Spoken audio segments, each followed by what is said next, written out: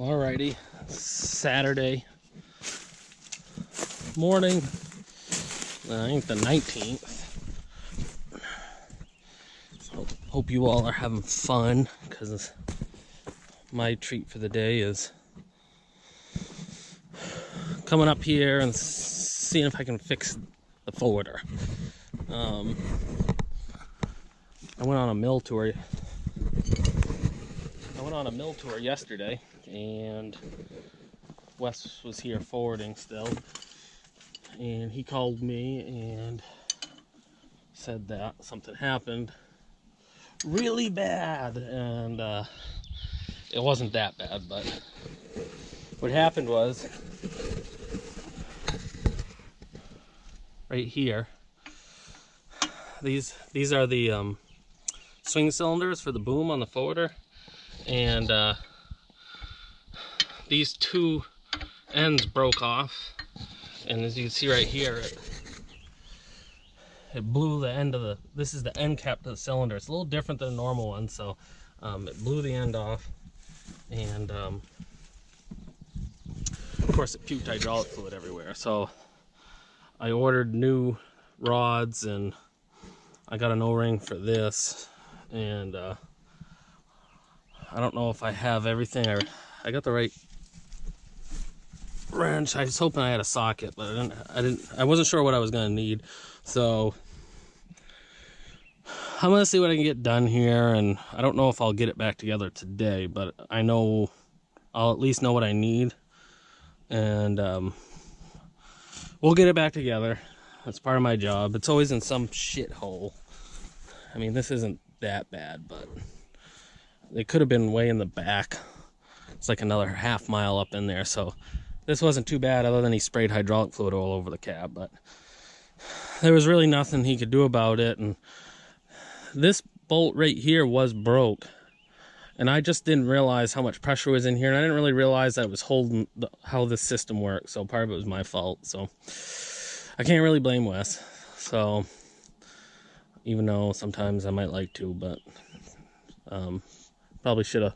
I think probably if we had taken care of this one, that one wouldn't have broke, and we wouldn't have had this problem. So anyways, I'll be back. I was also going to, another contractor moved in right beside us, and I was gonna go over and take a look at his equipment, show you guys that. He's got a nice setup. I think he's got a 2 853Ms buncher and a processor. I don't think they moved the forwarder in yet, but we'll take a look at that, and I'll show you, I might show you some of the progress. This isn't all that exciting, so I may not video that much of it, but we'll get it back together. If you have any questions, or that'd be cool, like, subscribe, comment. We'll catch you later. Okay, I'm back for a second. I guess what I'm gonna have to do is these two nuts up here hold this cover right here, and you can, it's actually kind of there to stand on it too when you're up, if you've had change hoses or grease up on the loader there. But I've got to take these off to get the threaded rods unthreaded and thread the new ones in. But I got to take these two rods that hold the top and bottom together, then I can pull this all off, and I'm gonna get that done. I don't know how tight these rods are in there. I don't think they're in real tight, but I didn't bring in a pair of vice grips or anything to try and get them out unless they come out easy. So yeah, so that's where I am with that. And then I'll have to take this cap off. I did get a new O-ring for it. You can kind of, well, I'll show you the O-ring. I can see the O-ring popped out, so it's probably damaged.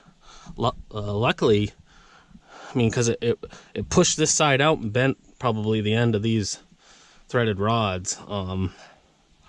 So it kind of bent out like this. So luckily it didn't break. You know, these caps right here, as I'm sure knowing Caterpillar, this is probably $1,200 for this end. It's probably cheaper to buy the cylinder actually. But anyways, that's the progress here. That's what I got to do to get this out. So I may be back and show you, if and when I get this apart. If I don't have all the tools, I'll have to come back maybe tomorrow or Monday. Now that I know what it is, I'm not worried too much. If I have the right tools, I probably have this back together in half hour or so. So anyways, I'll be back. Okay, I'm back for a minute here. I got the covers off. I got them put up there next to the wrenches. I tapped because this cover was cockeyed. I got this side free, and you probably can't really tell on video, but the end of this is bent a little. So, but I pushed it back in so that, because I don't think that I'll get this quite back together today. I need a good pair of vice grips, and they're in my service trailer. I don't have them with me. I probably should have thought about that, but I didn't really know what I was going to be looking at. So, I could probably reuse these, but I'm not going to. I have new rods, so why use these ones when they're already compromised? Obviously, that one's broke, and then I'm not sure what I'm going to do. The top one, this one up here, that's going to be a pain in the ass. It's broke off flush in there, so I don't know how tight. You know, I don't imagine they're threaded in there that tight, since there's a nut on the end. But still, it's going to be a pain in the ass to try to get that one out. I'm going to have to drill it and get an easy out or something, which never works out the way you want it to. So I'm sure that's going to be a pain, but I can get the 3 good ones in, and at least we can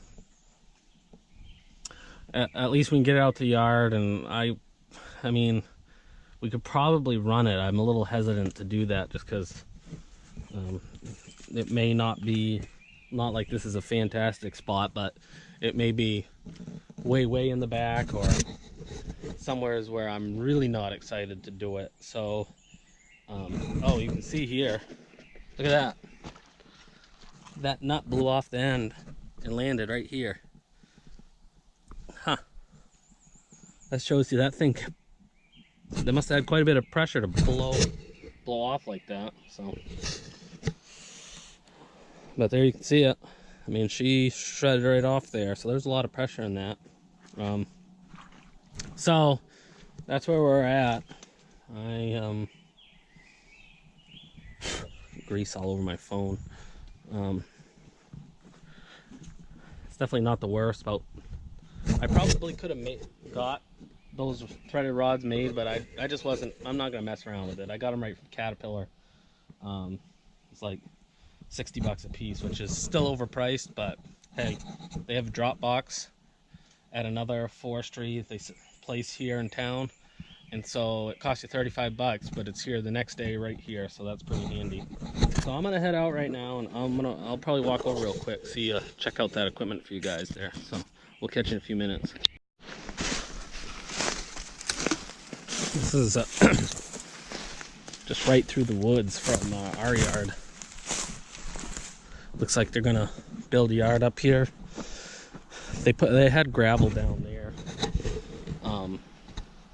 They put an entrance into the road, and so I'm assuming there's an excavator down there. So they'll put the road in here, and probably, I don't know, they might pull up in there and back around in there, or I'm not quite sure. But this is an outfit that's, they don't live too far from where we're working. They're a little ways from where I live, but he's a big contractor, and these guys they have no problem. They buy new equipment all the time, and they don't keep it long. 5,000-6,000 hours. Let's see, 853M, and I got a brand new John Deere, I think a 1910 forwarder. So yeah, thing's a monster. And I got a 853MH processor.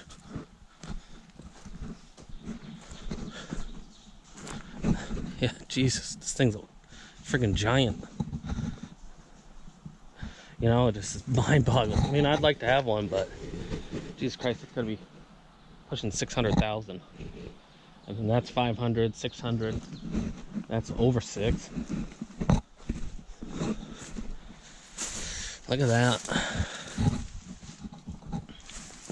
But this is a 20-ton machine too, so God, this thing would haul a monster package. And see, the thing of it is too is that a lot of these companies, you know, they'll call something a 20-ton machine, like those Timber Pros, and I like the Timber Pros, but they don't haul 20 tons. You might put 16 tons on there. I bet you this, especially with those wide bunks, this will put on 20 ton. It's not as versatile, but it's got a leveling cab too. It's nice. I like these processors. This is a nice machine. And they got that 622B Warta head on it, which they're quite an animal. I've never run one, but it's a big head, big dangle head. I mean, this is a big machine, but thought I'd come over and show you guys this. They just started, so, and this is, like I said, this is a big outfit. They probably have, I think they have some tree length stuff too, but they probably have, I don't know, 6 to 8 crews. They probably have 16, 18 trucks, and they probably, in good weather, produce 150, 200 load a week. So they are big and they move a lot of wood, but it's crazy. I mean, I don't know that I'd really. This is that's an animal that you never shut off. The operation they own. So, but they probably turn over a lot of money.